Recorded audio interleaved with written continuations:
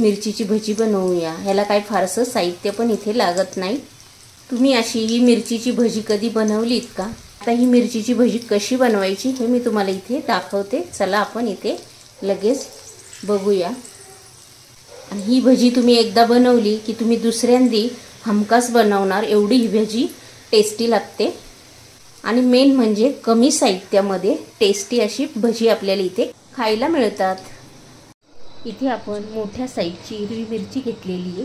ही हिरवी मिरची जास्त तिखट पण नसते। ह्याला स्वच्छ धुवून घेतलेली धूळ असते आणि कॉटनच्या कपड्याने ह्याला पुसून घेतलेलं आहे। इथे अशी कट करून घेतलेली आहे आणि त्यानंतर इथे आपण तिला मधनं अशी कट करून घ्यायची।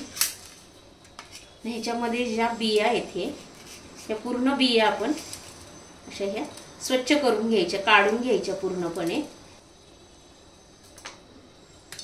हे बघा इथे पूर्ण काढून घेतलेली आहे। पूर्ण बिया आपण अशा या काढून टाकायच्या। याच्यामध्ये आपण एक पण बी ठेवायची नाही। हे बघा इथे पूर्ण असं आपटून पूर्ण बी इथे निघालेली आहे। आणि इथे मी सर्व असंच करून घेणार आहे, पूर्ण क्लीन करून घेणार आहे। याचप्रमाणे तुम्ही करून घ्या।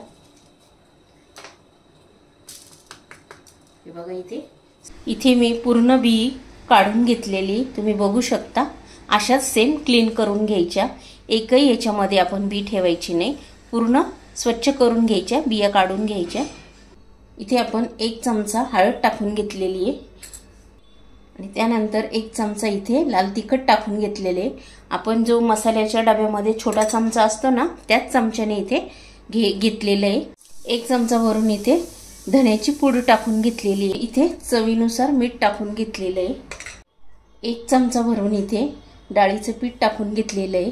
अजून 1 चमचा इथे डाळीचं पीठ टाकून घेतलेलं आहे। आता आपण हे छान मिक्स करून घेऊया। हे पूर्ण जे टाकलेली मिरची, मीठ, धणे पावडर हे छान मिक्स करून घ्यायचं आहे आपल्याला या पिठामध्ये। इथे आता आपलं छान मिक्स करून झालेलं आहे। इथे लागेल तसं पाणी याच्यामध्ये ॲड करून हे छान भिजवून घेणार आहोत।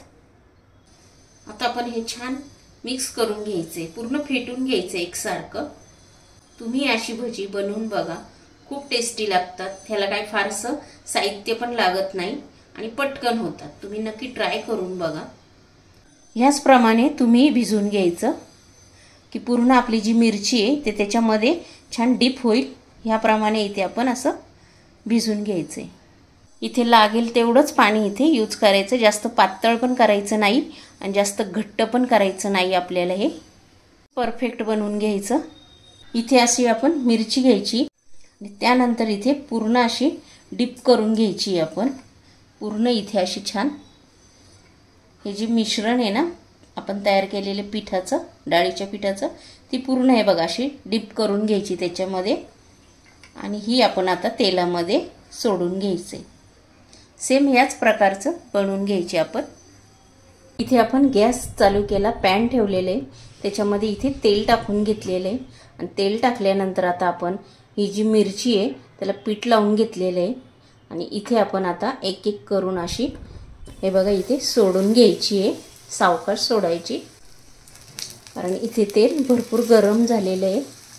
हे बघा इथे आपण सर्व सोडून घेतलेले, जेवढी बसेल इथे मिरची तेवढीच इथे पॅनमध्ये सोडून घ्यायची आहे आणि त्यानंतर इथे 1 मिनिटाने सावकाश आपण हे याची साईड चेंज करून घ्यायची। हे बघा एकदम सावकाश करायचं। इथे छान मस्त असा कलर आला की सावकाश आपण हे चेंज करून घ्यायचे।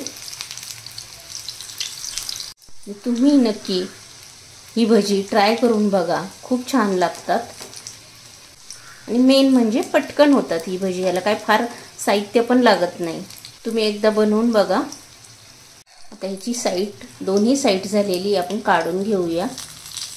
आता आपण हे पण काढून घेऊया। तुम्ही बघू शकता असा कलर आला की काढून घ्यायचे। आता आपण इथे दुसरेही असे सोडून घेणार आहोत। तुम्ही कधी ही भजीची प्रकार बनवली नसेल तर नक्की ट्राय करून बघा। इथे आपण आता सर्व सोडून घेतलेले, याची साईड चेंज करून घेऊया। तुम्ही अशी ही मिरचीची भजी कधी बनवलीत का? आणि ही भजी तुम्ही एकदा बनवली की तुम्ही दुसऱ्यांदी हमखास बनवणार, एवढी ही भजी टेस्टी लागते. आणि मेन म्हणजे कमी साहित्यामध्ये टेस्टी अशी भजी आपल्याला इथे खायला मिळतात. इथे आपण साईड चेंज करून घेतलेली. आता आपले झाले जे आपण काढून घेऊया. तुम्हाला जर ही माझी रेसिपी आवडली असेल तर पटकन लाईक करून घ्या. चॅनलवर जर नवीन असेल तर सबस्क्राईब करून घ्या. हा व्हिडिओ तुमच्या मित्रमैत्रिणींनाही शेअर करा. आणि असेच छान छान रेसिपी घेऊन आपण नेक्स्ट व्हिडिओमध्ये पुन्हा भेटूया. तोपर्यंत तुम्ही अशी भजी बनवून खा. बाय.